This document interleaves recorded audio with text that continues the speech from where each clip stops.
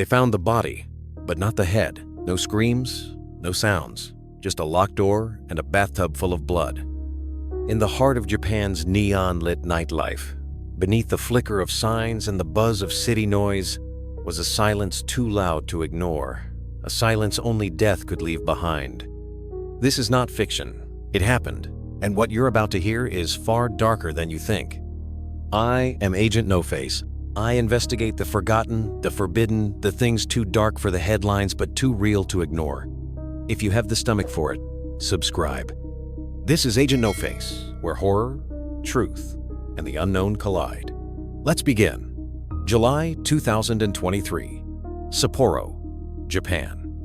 The city was alive, like it always is, laughter in bars, street music, tourists flooding in and out of packed restaurants. But inside One Love Hotel in Susukino's chaotic red light district, something horrific had already happened. A hotel manager, performing his morning routine, walked up the narrow hallway of the second floor. It was a familiar task, knocking on doors, checking if rooms were cleared, cleaning for the next check-ins. But room 207 wasn't cleared. He knocked once, no answer. Twice, louder, still nothing. He assumed the guest was sleeping. It happens all the time. He reached for the master key, slid it into the lock, turned the handle, and opened the door. What he saw made his knees buckle a man's body. Slumped in the bathroom, wrapped in a bath towel, blood painted the walls, pooled around his legs, and streaked down the tiles. But the most terrifying detail? The man's head was missing. He screamed, loud enough that other guests came rushing, and when they saw the scene, they fell into stunned silence. What had happened in that room?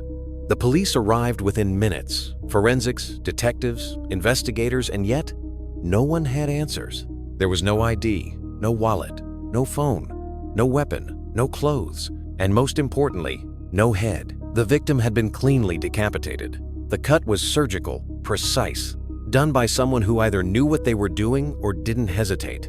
The case chilled the spine of even the most seasoned detectives. Susukino isn't just a neighborhood. It's one of Japan's largest entertainment districts, a place of secrets, indulgence, and anonymity. It has hundreds of love hotels. Many of them don't require ID privacy as part of the package, and that made the investigation almost impossible. But there was one clue: security footage. The victim had entered the hotel the night before, accompanied by someone, a figure dressed casually, walking beside him without attracting attention. But what the camera caught later was chilling. Around 2 a.m., another figure exited the hotel, covered from head to toe in black, a wide-brimmed hat, a mask, and in their hand, a large, heavy suitcase. The staff would later realize what had been in that suitcase: the man's severed head.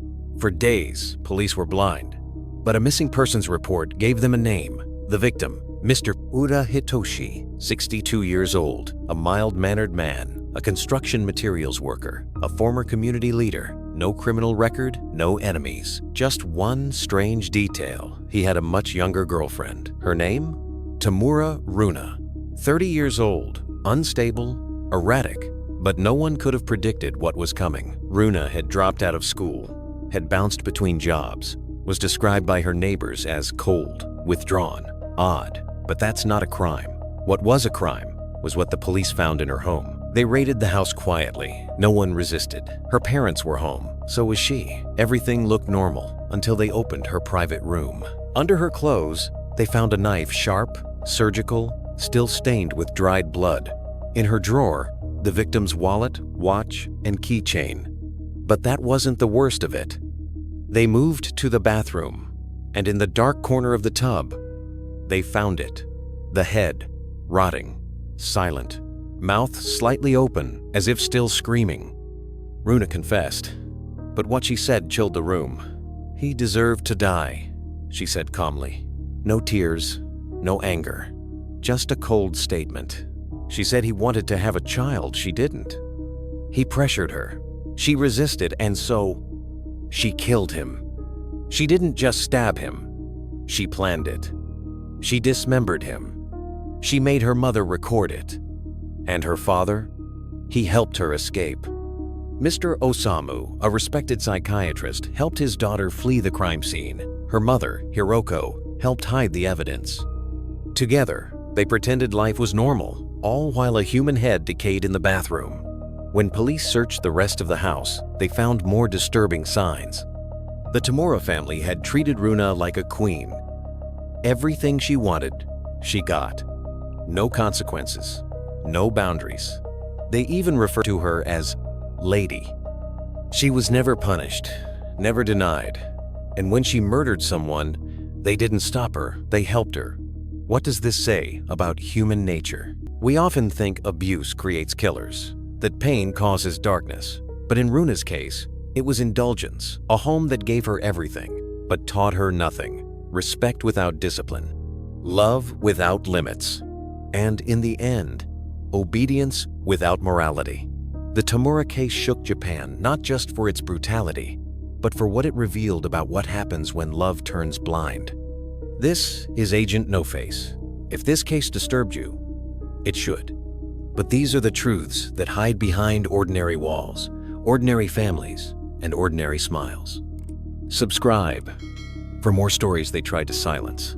Because when evil hides in the shadows, I'll be there, watching, speaking without a face.